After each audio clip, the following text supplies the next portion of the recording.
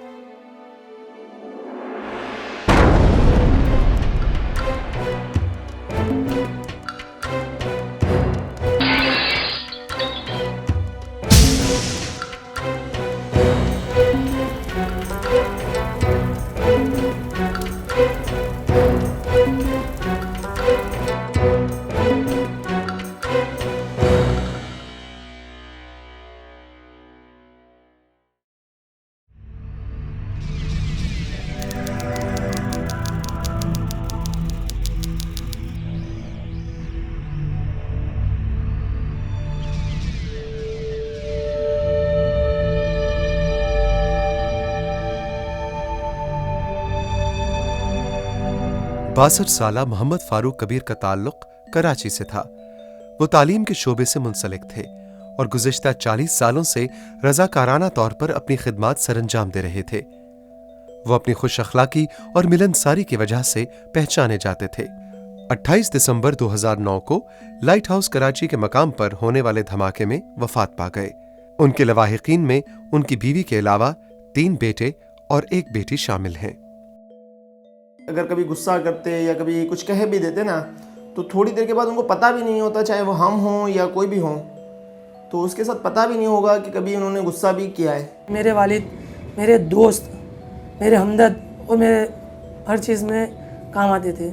खाने पीने के शौकीन थे, ये पकाओ वो पकाओ, ये खाएंगे वो खाएंगे, इससे बहुत शौकीन थे। हमें नहीं मालूम था कि हमारे वालिद साहब कितने घर की किफ़ालत करते थे। सिर्फ हमारे घर के नहीं, हमारे अलावा भी घरों की किफ़ालत करते थे। तो उस गोरकन को बाकायदा कह कर आए थे उस रोज़ हमारे सामने कहा कि तुम मेरे लिए भी 4 कमरे तैयार रखवाना। सुबह उठे, नाश्ता किया, फिर मैं तो नहीं थी घर में, मिलाद में गई हुई थी। कब्रिस्तान से आए तो फिर तो हम इंतज़ार करते थे, तो 4 बजे बम फूटा तो हम ढूंढने लगे बच्चे के, मेरे बाप तो वहीं होएंगे। असर की नमाज का वक्फा होने वाला था और अचानक से एक ज़ोरदार धमाका हुआ और ज़मीन लरज़ उठी। देखते ही देखते आगे पीछे आग के गोले बिखर गए, चैन ज़ख्मी बिखर गए। हम भी वहीं पे मौजूद थे, हमने इनको बहुत ट्रेस किया इनके मोबाइल पर, लेकिन वो हमें नहीं मिले। हमने इनके दोस्तों को फ़ोन किया, दोस्त से पता चला कि बम ब्लास्ट हो गया और आपके वालिद ज़ख्मी हुए हैं, जिनको हम सिविल हॉस्पिटल भेजे।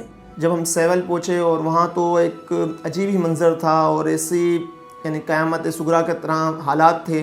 फिर मैं सबसे बड़े भाई फयाज़ कबीर को देखा। इसके बाद जब डेड बॉडी मेरे सामने आई, उस वक्त तो मैंने ज़ब्त किया हुआ था, लेकिन जब डेड बॉडी आई तो उस वक्त मुझसे ज़ब्त नहीं हो पाया।